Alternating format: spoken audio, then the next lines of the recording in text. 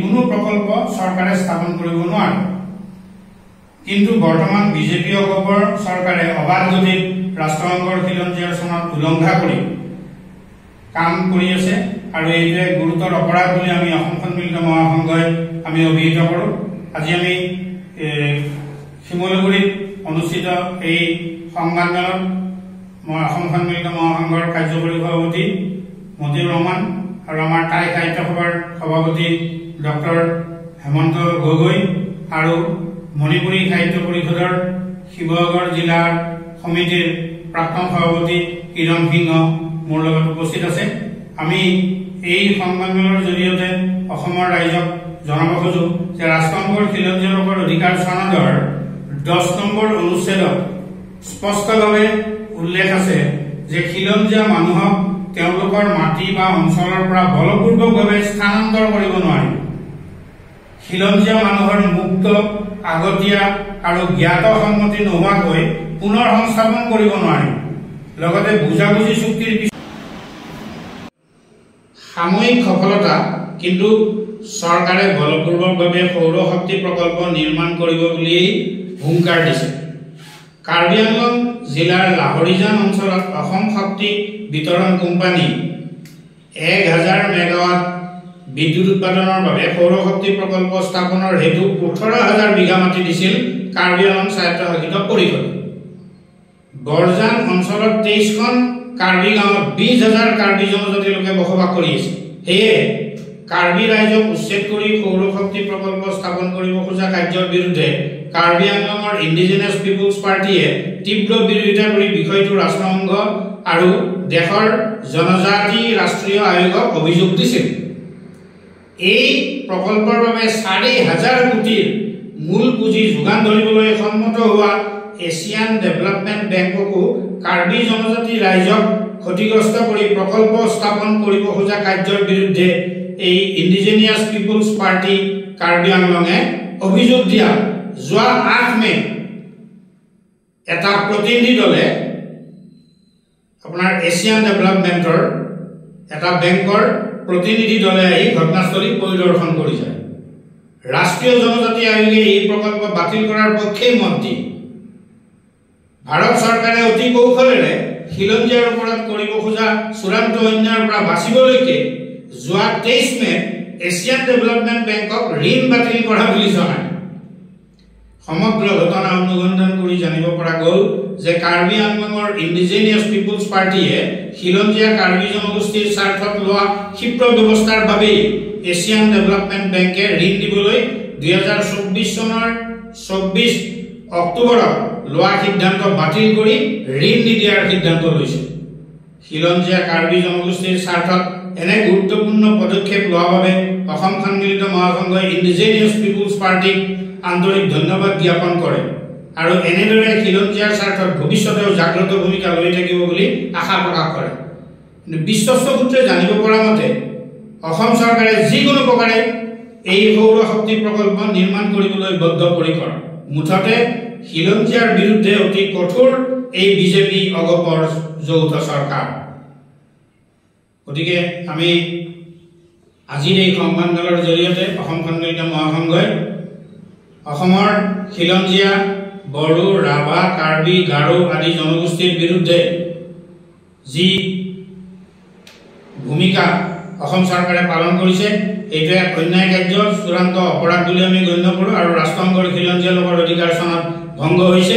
গতিকে শীঘ্ৰে চৰকাৰৰ যাতে সুমতি হয় আৰু খিলঞ্জীয়া লোকৰ প্ৰতি কৰা এনে দুৰ্ব্যৱহাৰ বন্ধ কৰে আৰু খিলঞ্জীয়া লোকৰ ৰাষ্ট্ৰসংঘৰ যি চনত এই চনত মতেই কাৰ্যনিৰ্বাহ কৰিবৰ কাৰণে আমি আহ্বান জনাইছোঁ। আজি কৰি আছো আকৌ এই খিলঞ্জীয়া লোকৰ অধিকাৰ চনদৰ 28 নম্বৰ অনুচ্ছেদত উল্লেখ আছে খিলঞ্জীয়া মানুহে পৰম্পৰাগতভাৱে আহৰণ কৰা বা আন ধৰণে দখল বা ব্যৱহাৰ কৰা মাটি, অঞ্চল আৰু সম্পদবোৰ তেওঁলোকৰ মুক্ত আগতীয়া অনুমতি আৰু সন্মতি নোহোৱাকৈ বাজেয়াপ্ত কৰা, দখল কৰা, ব্যৱহাৰ কৰা বা ধ্বংস কৰাৰ অধিকাৰ ৰাষ্ট্ৰৰ নাথাকিব। বিজেপি আৰু অগপ নেতৃত্বাধীন অসম চৰকাৰে খিলঞ্জীয়া জনগোষ্ঠীৰ মাটি কাঢ়ি নিয়াৰ আৰু চেষ্টা যি কৰি আছে এই কাৰ্য এক গুৰুতৰ অপৰাধ আমি অসম সন্মিলিত মহাসংঘই এইটো অভিহিত কৰোঁ। ৰাষ্ট্ৰসংঘৰ খিলঞ্জীয়া যি সনদ এই সনদৰ বিৰুদ্ধেই কাম কৰি আছে এই বিজেপি অগপৰ যৌথ অসম চৰকাৰে। ৰাষ্ট্ৰসংঘৰ খিলঞ্জীয়া লোকৰ অধিকাৰ সনদ 2007 অনুসৰি খিলঞ্জীয়া লোকক মাটি বলপূৰ্বকভাৱে কাঢ়ি বা খিলঞ্জীয়া লোকক উচ্ছেদ কৰি কোনো প্ৰকল্প চৰকাৰে স্থাপন কৰিব নোৱাৰে।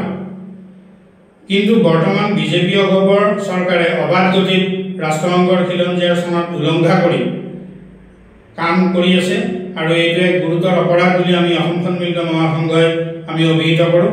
আজি আমি শিমলুগুৰিত অনুষ্ঠিত এই সংবাদমেলত মই অসম সন্মিলিত মহাসংঘৰ কাৰ্যকৰী সভাপতি মতিউৰ ৰহমান আৰু আমাৰ টাই সাহিত্য সভাৰ সভাপতি ডক্টৰ হেমন্ত গগৈ আৰু মণিপুৰী সাহিত্য পৰিষদৰ শিৱসাগৰ জিলাৰ সমিতিৰ প্ৰাক্তন সভাপতি কিৰণ সিংহ মোৰ লগত উপস্থিত আছে। আমি এই সংবাদমেলৰ জৰিয়তে অসমৰ ৰাইজক জনাব খোজোঁ যে ৰাষ্ট্ৰসংঘৰ খিলঞ্জীয়া লোকৰ অধিকাৰ সনদৰ 10 নম্বৰ অনুচ্ছেদত স্পষ্টভাৱে উল্লেখ আছে যে খিলঞ্জীয়া মানুহক তেওঁলোকৰ মাটি বা অঞ্চলৰ পৰা বলপূৰ্বকভাৱে স্থানান্তৰ কৰিব নোৱাৰিব। খিলঞ্জীয়া মানুহৰ মুক্ত আগতীয়া আৰু জ্ঞাত সন্মতি নোহোৱাকৈ পুনৰ সংস্থাপন কৰিব নোৱাৰিব। লগতে বুজাবুজি চুক্তিৰ পিছত ন্যায়সংগত আৰু উচিত ক্ষতিপূৰণ তথা য'ত সম্ভৱ তালৈ ঘূৰি যোৱাৰ অধিকাৰ দিব লাগিব। গতিকে এইটো দেশ বৰ্তমান চৰকাৰে উলংঘা কৰি আছে। আকৌ এই খিলঞ্জীয়া লোকৰ অধিকাৰ সনদৰ 28 নম্বৰ অনুচ্ছেদত উল্লেখ আছে খিলঞ্জীয়া মানুহে পৰম্পৰাগতভাৱে আহৰণ কৰা বা আন ধৰণে দখল বা ব্যৱহাৰ কৰা মাটি অঞ্চল আৰু সম্পদবোৰ তেওঁলোকৰ মুক্ত আগতীয়া অনুমতি আৰু সন্মতি নোহোৱাকৈ বাজেয়াপ্ত কৰা, দখল কৰা, ব্যৱহাৰ কৰা বা ধ্বংস কৰাৰ অধিকাৰ ৰাষ্ট্ৰৰ নাথাকিব। খিলঞ্জীয়া লোকসকলে এইবোৰ পুনৰুদ্ধাৰৰ জৰিয়তে প্ৰতিকাৰ কৰিবলৈ বা যেতিয়া এয়া সম্ভৱ নহয় তেতিয়া ন্যায়সংগতভাৱে নিয়ম অনুসৰি আৰু যুক্তিসংগতভাৱে ক্ষতিপূৰণ পাবলৈ অধিকাৰ থাকিব। গতিকে আমি সংবাদমেলৰ জৰিয়তে আমি এই কথাটো স্পষ্ট কৰিলোঁ যে দেশকৈ ৰাষ্ট্ৰসংঘৰ এই খিলঞ্জীয়া লোকৰ অধিকাৰ সনদ অসম চৰকাৰে উলংঘা কৰি কাম কৰি আছে। আৰু উল্লেখযোগ্য যে ৰাষ্ট্ৰসংঘৰ এই খিলঞ্জীয়া লোকৰ অধিকাৰ সনদখনৰ প্ৰতি পৃথিৱীৰ 143খন দেশৰ সৈতে ভাৰতে 2007 চনৰ 13 ছেপ্টেম্বৰত সপক্ষে জেনেভাত ভোটদান কৰি সনদ কাৰ্যকৰী কৰিবলৈ দায়বদ্ধ হৈ আছে। গতিকে সেই সূত্ৰে অসমেও কোনোপধ্যে খিলঞ্জীয়া সনদ উলংঘা কৰিব নোৱাৰে। কিন্তু আজি খিলঞ্জীয়া সনদ উলংঘা কৰি এই ধৰণৰ কাৰ্যকলাপ বিশেষকৈ খিলঞ্জীয়া মানুহক অত্যন্ত নিৰ্মমভাৱে অত্যাচাৰ কৰিছে, মাৰপিট কৰিছে, খেদিছে, আপোনাৰ জেচিবি লগাই ঘৰ পৰ্যন্ত ভাঙিবৰ কাৰণে গৈছে আৰু মানুহে আত্মহাজাৰ দিবৰ কাৰণে পেট্ৰল গাত ঢালি মুখামুখি হৈছে। গতিকে এইটো এটা অত্যন্ত দুৰ্ভাগ্যজনক কথা যে আমি এই কথাটো কৈছোঁ যে অসম চৰকাৰে মইমতালিৰে সৈতে খিলঞ্জীয়া জনগোষ্ঠীৰ প্ৰতি ন্যূনতম সন্মান প্ৰদৰ্শন নকৰাকৈ বলপূৰ্বকভাৱে কাৰ্বি আংলঙৰ 18,000 বিঘা মাটি, ডিমা হাছাওৰ 12,000 বিঘা মাটি বৃহৎ পুঁজিপতি আদানী আম্বানী ৰামদেৱক হস্তান্তৰ কৰিছে। এতিয়া বিটিআৰৰ অন্তৰ্গত কোকৰাঝাৰ জিলাৰ পৰ্বতজোৰা আৰু কামৰূপ গ্ৰাম্য জিলাৰ পলাশবাৰী সমষ্টিৰ অন্তৰ্গত বৰদুৱাৰ অঞ্চলৰ খিলঞ্জীয়া লোকৰ মাটি বলপূৰ্বকভাৱে কাঢ়ি নিয়াৰ বাবে চেষ্টা কৰি আছে আৰু দুয়োটা ঠাইতে ৰাইজে যথেষ্ট প্ৰতিবন্ধক সৃষ্টি কৰিবৰ কাৰণে সংগ্ৰামী কাৰ্যসূচী হাতত লৈছে। বড়ো টেৰিটৰী অঞ্চলৰ অন্তৰ্গত কোকৰাঝাৰ জিলাৰ পৰ্বতজোৰাৰ ট্ৰাইবেল বেল্টৰ 3,400 বিঘা মাটি আদানী গ্ৰুপক হস্তান্তৰ কৰি তাত তাপবিদ্যুৎ প্ৰকল্প স্থাপন কৰিবলৈ অসম চৰকাৰে বিটিআৰ চৰকাৰৰ সহযোগত সিদ্ধান্ত লৈছে। খিলঞ্জীয়া, ৰাভা, বড়ো, গাৰো আদি ৰাইজে ইয়াৰ বিৰুদ্ধে ন্যায়সংগতভাৱে মৰণপণ যুঁজ দি থকা কাৰ্য অতি পৰিতাপৰ কথা। আকৌ কামৰূপ গ্ৰাম্য জিলাৰ পলাশবাৰী বিধানসভা সমষ্টিৰ অন্তৰ্গত ঐতিহাসিক বৰদুৱাৰ দেশৰ বাসিন্দা আছিল ৰাভা আৰু খাচী জনজাতিসকল। দেশ মানে এইখন আচলতে সম্পূৰ্ণ এখন দেশ আছিল বৰদোৱাৰ। এইটো আজিৰ মানুহে নাজানে, দ্য কাণ্ট্ৰি অফ বৰদোৱাৰ। আৰু সেই কাণ্ট্ৰি অফ বৰদোৱাৰৰ প্ৰবল প্ৰতাপী ৰজা আছিল খাচিয়াবীৰ তিৰুত সিং। এইটো বহুতে হিষ্ট্ৰী জনা মানুহে জানিব। খাচিয়াবীৰ তিৰুত সিং আছিল এই বৰদোৱাৰৰ ৰজা। ব্ৰিটিছে এই দেশ দখল কৰি অসমৰ সৈতে যুক্ত কৰি থৈ গৈছিল। এই বৰদোৱাৰত ব্ৰিটিছে খিলঞ্জীয়া লোকৰ মাটি কাঢ়ি তাহানিতে খিলঞ্জীয়া লোকৰ মাটি কাঢ়ি চাহ বাগিচা খুলিছে। এই বৰদোৱাৰলৈ ব্ৰিটিছে চাহ বনোৱা নেপালী আদি সম্প্ৰদায়ৰ লোকক আনিছে। বৰ্তমান ৰাভা হাছং অঞ্চলৰ অন্তৰ্গত ট্ৰাইবেল বেল্টৰ বৰদোৱাৰ অঞ্চলত গুৱাহাটী মহানগৰ ডেভেলপমেণ্ট অথৰিটিৰ জৰিয়তে ছেটেলাইট টাউন নিৰ্মাণৰ বাবে ৪৫০০ বিঘা মাটি জনজাতি লোকৰ পৰা চৰকাৰে কাঢ়ি নিব খোজাৰ ব্যাপক প্ৰতিবাদ সাব্যস্ত কৰি আছে খিলঞ্জীয়া জনজাতীয় ৰাইজে।